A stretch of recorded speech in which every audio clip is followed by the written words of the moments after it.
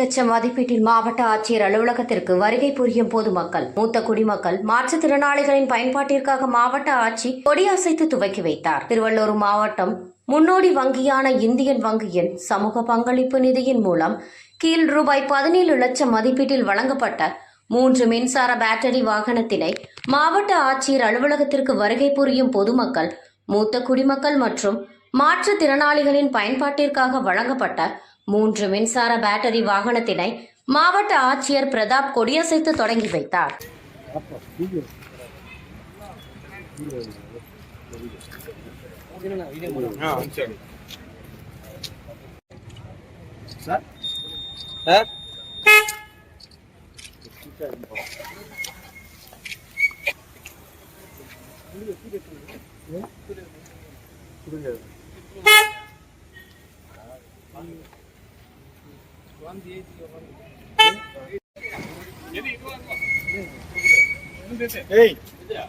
Hey!